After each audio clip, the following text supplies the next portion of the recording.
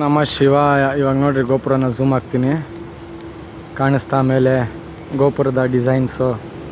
ಇದಕ್ಕೇನಂತೀರಾ ನೀವೇ ಹೇಳಿ.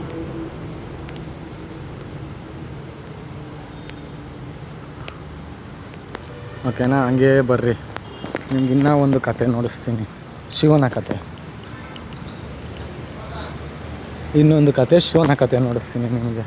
ಇಲ್ಲಿ ನೋಡ್ರಿ ಶಿವ, ಇದು ಒಂದು ಕತೆ ರೀ, ಜನಗಳ ಊಹೆಗೆ ಮಾಡಿರೋವಂಥದ್ದು.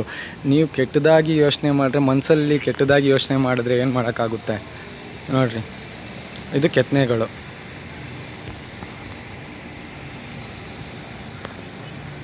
ಆಯಿತಾ? ಇದು ಕೆತ್ತನೆಗಳು. ಹಂಗೆ ಬರ್ರಿ, ಇದು ರಾಮನ ಕತೆ, ರಾಮಾಯಣ. ಇದು ರಾಮಾಯಣ. ಅರ್ಥ ಆಯ್ತಾ? ಇದೆಲ್ಲ ಒಂದು ಕತೆ. ಈ ಕತೆಗೆಲ್ಲ ನಾವು ಇದು ಮಾಡಿಕೊಂಡ್ರೆ ಏನಾಗುತ್ತೆ ನೋಡಿರಿ ಅಲ್ಲಿ ಮೇಲೆ.